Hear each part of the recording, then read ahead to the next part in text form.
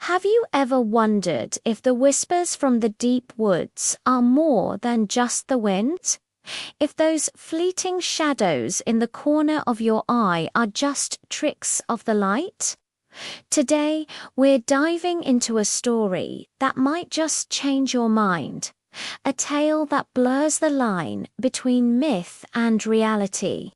It's the incredible account of a man named Jedediah, a quiet lumberjack from the misty mountains of the Pacific Northwest, and an encounter that would redefine his entire life. This isn't just another Bigfoot sighting.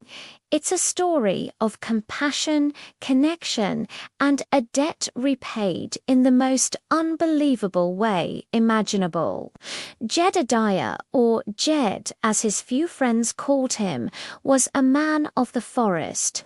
He knew its every trail, the song of every bird, and the scent of every season.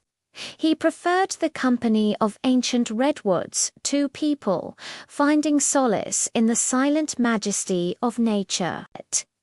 He'd heard the local legends, of course stories of a large, hairy creature that walked on two legs, a shy giant that lived hidden from human eyes. He'd always dismissed them as old folk tales, fun to tell around a campfire, but nothing more. He was a practical man who believed in what he could see and touch. But one crisp autumn afternoon, everything he thought he knew was about to be turned upside down. He was deep in the backcountry, miles from any known path, checking a line of old logging markers. The air was still unusually quiet. That's when he heard a sound that didn't belong. It was a faint, whimpering cry, like a wounded animal, but with a strangely human-like quality. His curiosity piqued. Jed followed the sound, pushing through thick ferns and over moss-covered logs. The cries grew louder, more desperate.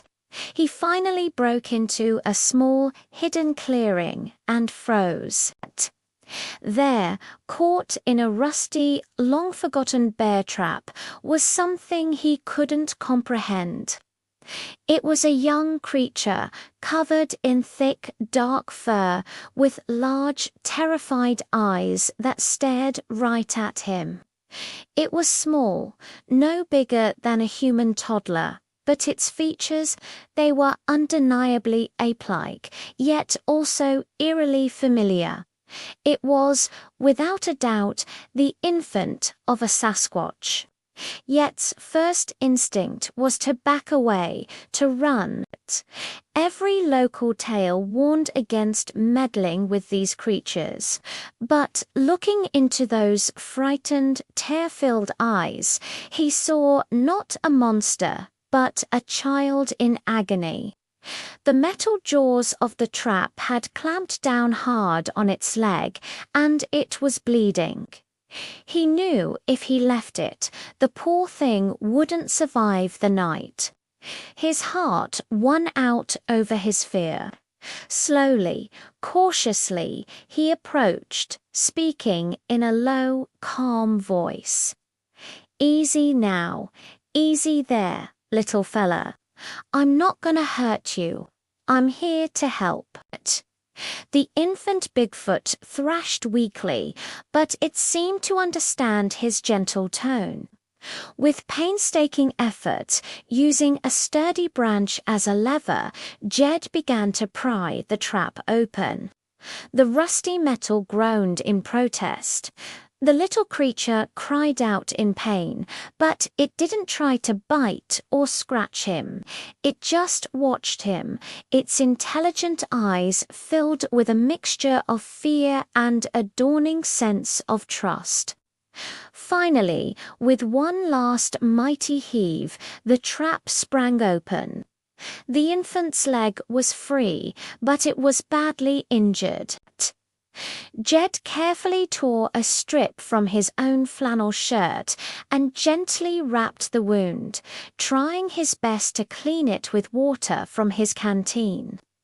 He could feel the anxious presence of other, larger beings watching from the dense woods around him, but he focused on the task at hand. Once the makeshift bandage was secure, Jed backed away slowly, never turning his back. He gave a slight nod toward the tree line and whispered, "Take care of your little one." Then he retreated, his heart pounding a frantic rhythm against his ribs. Years passed. Life for Jed went on as it always had. The seasons changed, the trees grew, and the memory of that day in the clearing began to feel more like a dream than a reality. He never told a soul about what he'd seen. Who would believe him? They'd either call him a liar or a madman. He never saw any sign of the creatures again, and he began to wonder if he'd imagined the whole thing. The Pacific Northwest is a land of deep shadows and even deeper mysteries. After all, he continued his solitary life, finding comfort in the rhythm of his work and the quiet solitude of the forest he called home. But the forest, it seemed, had not forgotten him. One winter was particularly harsh. Snow fell relentlessly for weeks, burying the landscape and cutting Jed off completely from the nearest town. His supplies were running dangerously low. His firewood was almost gone, and a nasty flu had left him weak and shivering in his small cabin. He was too sick to even attempt the treacherous journey for help. He was trapped, and for the first time in his life, Jed felt a cold wave of despair wash over him. He feared he wouldn't make it to spring. Lying in his bed, drifting in and out of a feverish sleep, he resigned himself to his fate. But one morning he awoke to a strange sound, a heavy rhythmic thudding just outside his door. He weakly pulled himself out of bed and staggered to the window, peering through the frosted glass. What he saw made his breath catch in his throat. Standing there in the snow, just a few yards from his porch, was a colossal figure. It was massive, covered in the same dark fur he remembered, its broad shoulders dusted with snow. It was an adult Sasquatch. And it wasn't alone. Standing beside it was a younger, but still impressively large Bigfoot, one that walked with a very slight, almost unnoticeable limp. The giant creature looked directly at the cabin, its gaze seemingly piercing right through the walls, right into Yet's soul. Then it turned and disappeared back into the snow-laden trees as silently as it had arrived. Jed stood frozen at the window, his mind reeling. Was his fever getting worse? Was he hallucinating? Shaking, he managed to unbolt his door and push it open. The cold air hit him like a physical blow, but what he saw on his porch cleared his head instantly.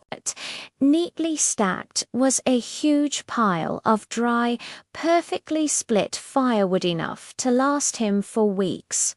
Next to it was a pile of what looked like edible roots and tubers, plants he recognized as sources of sustenance deep in the forest.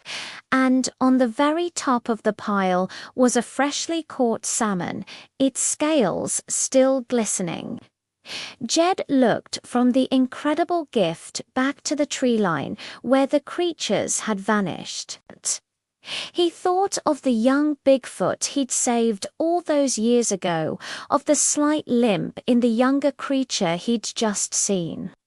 It couldn't be a coincidence. A wave of emotion washed over him, disbelief, gratitude, and a profound sense of awe. They had remembered. After all this time, the family of the infant he had saved had come back. They had seen his plight, understood his need, and repaid his long-ago act of kindness. He was not alone in this wilderness, after all. He had neighbors that most of the world refused to believe in.